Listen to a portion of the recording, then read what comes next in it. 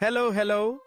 स्वागत है gate alive 9 के धमाकेदार दुनिया में, जहां हर कहानी है मजेदार, थोड़ी जादुई और पूरी दिलचस्प।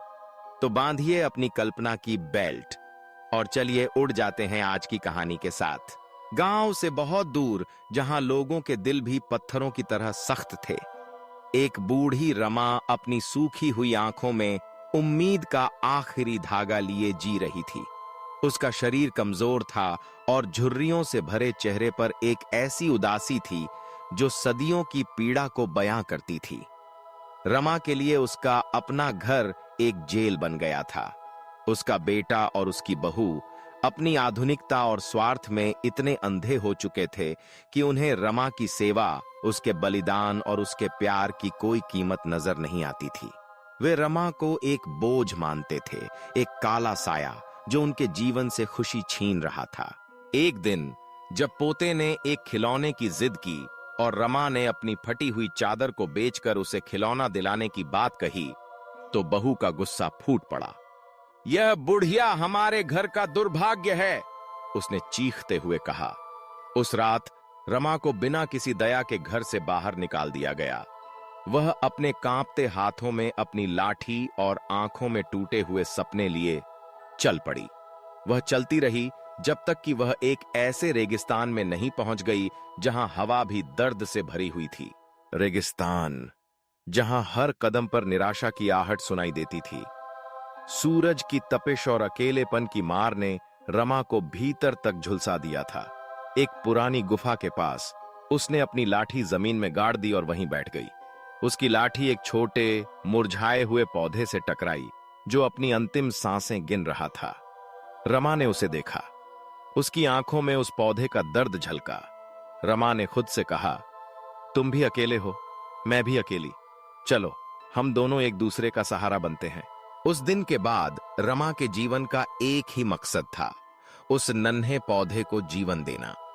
उसने अपनी गुफा से कुछ दूर एक सूखी नदी के तल को खोदना शुरू किया।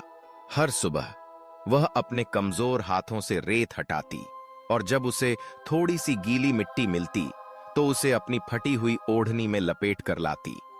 वह हर दिन उस गीली मिट्टी को पौधे की जड़ों में डालती।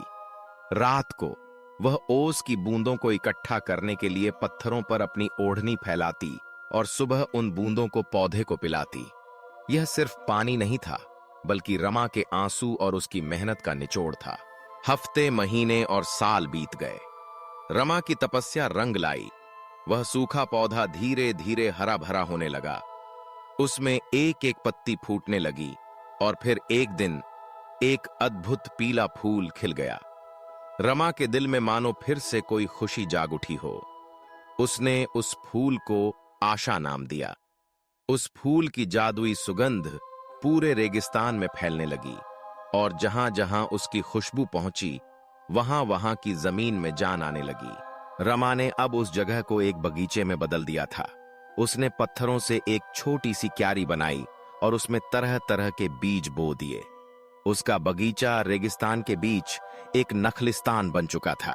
पक्षी और जानवर भी वहां आने लगे और रमा उनके साथ अपनी जिंदगी की नई शुरुआत कर रही थी। एक दिन रमा का बेटा और बहू उसी रास्ते से गुजर रहे थे। सालों की गरीबी और लालच ने उन्हें पूरी तरह तोड़ दिया था। पानी की तलाश में वे उसी बगीचे में पहुंचे और वहां रमा को देखा। उन्हें यकीन नहीं हुआ। वह औरत जिसे उन्होंने बेसहारा छोड़ दिया था, उसने बंजर जमीन को जन्नत में बदल दिया था। उनका सिर शर्म से झुक गया। बेटा रोते हुए रमा के पैरों में गिर पड़ा और बोला, मां, हमें माफ कर दो। हमने तुम्हें नहीं बल्कि अपने भाग्य को ठुकराया था। रमा ने मुस्कुराते हुए कहा, मैंने तुम्हें कब का माफ कर दिया था। नफरत से सिर्फ रेगिस्तान बनते हैं, लेकिन प्यार और मेहनत से बंजर जमीन भी खिल उठती है। रमा ने उन्हें गले लगाया और उन्हें अपने बगीचे में एक नई जिंदगी शुरू करने का मौका दिया।